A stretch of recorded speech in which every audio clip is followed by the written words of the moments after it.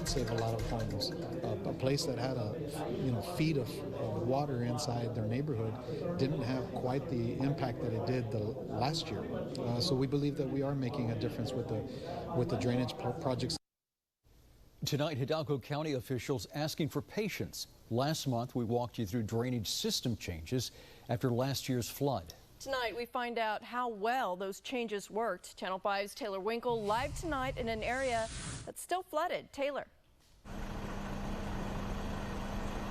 Yeah, and in a press conference today, Hidalgo County Emergency Management telling us during Monday's floods, water was flowing well, floodgates were open, but still that drainage system was overwhelmed. Now people living in neighborhoods like this still recovering from that flood, still waiting for the water to drain, wonder what's it going to take for that drainage system to keep up.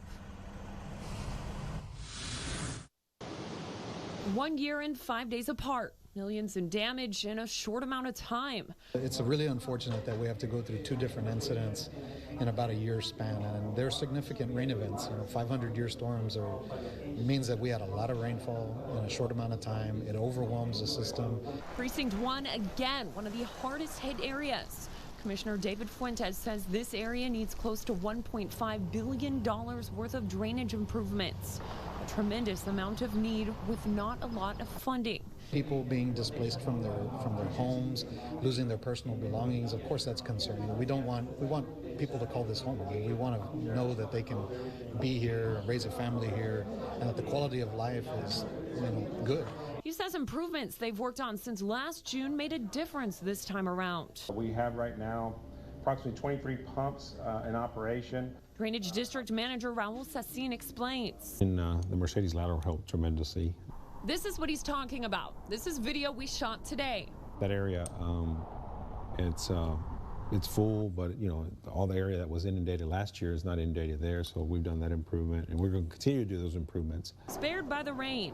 This time, here's another drainage expansion project we showed you last month. About, I believe, was a 493 widening. That helped tremendously. There's a lot of areas there east of 493 south to 107. That ditch was flowing full. Excavation here on a drainage project is paused until the muddy ground can dry out. This one's funded through that November bond. Sassin says in the next 24 to 48 hours, most neighborhoods should drain. It's difficult for the system to manage that much water. We've seen a lot of areas that were inundated now are dry, but we still have other areas that still have water, and water is moving. It's just, it takes time. Commissioner Fuentes telling us engineers still working to develop more plans, studies, and models to improve drainage. In the meantime, they're widening where they can and creating more holding space. He says in the next 3 years, we should see a difference in Precinct 1 flooding. And flood-affected areas holding their breath for more possible rain in the forecast. Hidalgo County Emergency Management tells us the state of Texas is already pre-deploying state resources to the valley for Willacy, Cameron, and Hidalgo County. Things like high-profile vehicles to help perform rescues in case of more floods. For now, reporting live in Hidalgo County, Taylor Winkle, Channel 5 News at 10.